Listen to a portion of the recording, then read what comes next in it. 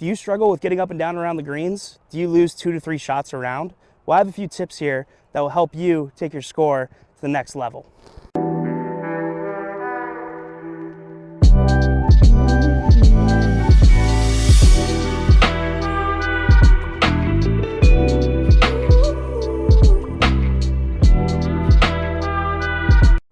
This is Drew Quirk, Assistant Golf Professional at the Otisaga's beautiful Leatherstocking Golf Course. And today we're going over our short greenside chips. So here we're on our beautiful 18th hole where we have water on the left-hand side, par 5. And as you can see, we have a pin up on top of the slope over there. So what I see with most amateurs is that they tend to struggle around the greens, especially at this distance, especially with figuring out which club to hit. So here what we're going to do is use our lob wedge to try to loft it up onto the green where we don't want to hit it too far, but we still want to get it all the way to the green.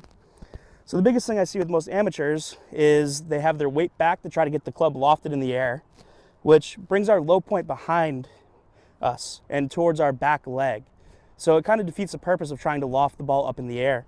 We're going to start chunking it, or we're going to start blading it and watch it go sailing over the green into that back bunker.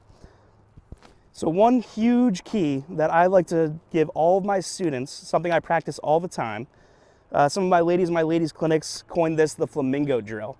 So pretty much the point of this drill is to get our weight on our leading side. So I'm a left-handed golfer, so that's my right side. For all you righties out there, it'll be on your left-hand side. So all we're gonna do is we're gonna set up like a normal pitch shot. So again, with a normal pitch shot, chip shot, we wanna choke down on our grip a little bit, wherever you feel most comfortable. So I like to choke down about an inch away from the shaft and the rubber. And all we're gonna do is we're gonna lift our back leg up and place it behind us. So we're gonna just put our toe on the ground and have most of our weight on this front side. And all we're gonna do is just take a couple practice swings. Try to hit that ground. And as you can see, I'm keeping that weight on that front leg, my leading leg.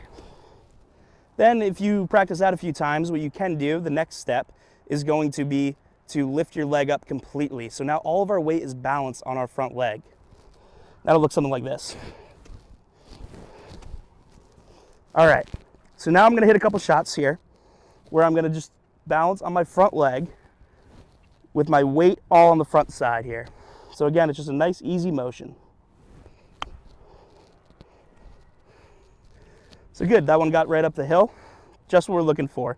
Good chance for a 2-putt or a 1-putt, make our par as it comes back down. One more time. Oh, a little heavy there. And so it is quite difficult to do with just one leg. So as that progresses, we're gonna start kind of adding our second leg back in there, but we're still gonna have our weight leading on that front side. So again, most of my weight and most of the pressure is gonna be on this leading leg. So with both feet on the ground now, still focusing on that pressure, just like I was gonna lift my leg up, all we're gonna do is nice and easy. Good. So out of those 3 shots right there, I have 2 chances where I can make a putt for a par. I have one that almost got to the top of the hill and rolled all the way down, but that's okay. You know, it's a tough shot. We're not gonna be perfect, but you can see those 2 other balls, one's about 5 feet, the other's about 8 feet. Those are makeable. Now the next thing what I see with most amateurs, and another key component to this, is a lot of times I see really long backswings. And what that generates, especially with this shot, because if I come here and I swing all the way through, I'm gonna hit the hotel behind me, and we don't want that. What we wanna try to do, or the other thing that I see, is people take a long backswing and then decelerate and stop, which starts promoting chunks, thin shots, things of that nature that we wanna try to avoid at all costs. So we really, especially when we get to this position, whether we're 30 yards, 50 yards away from the green, 10, even chipping from about 10 feet, 15 feet, you want to try to attack that pin. So think of it as like driving for a layup in basketball. If you're going to drive to the rim and you have a defender on you, you're not going to ease up right before, you're going to lower your shoulder and drive up. And that's the same thing with our wedges and with our scoring clubs. What we want to try to get to and get to that point is no deceleration and always try to accelerate. So a lot of times too, I see in practice swings, a lot of my students, is they decelerate. You know, they have the weight forward, and that's good, really good, but we need to practice like we're playing. And we always want to make sure we accelerate. So even if that's taking a short backswing and accelerating through, that's fine, just to get that feel. So we're gonna have our weight just a little bit forward, And all we're going to do is just take a shorter backswing and make sure to accelerate on through.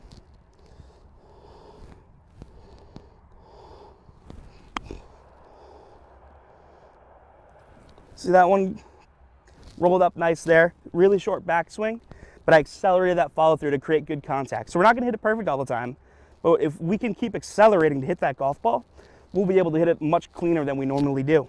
So again, weight forward, short backswing, and drive through. So up the hill with a little bit of check. Easy putt for a par.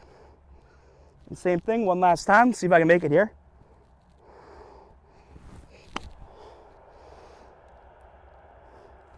Caught that one a little heavy, didn't get all the way up there.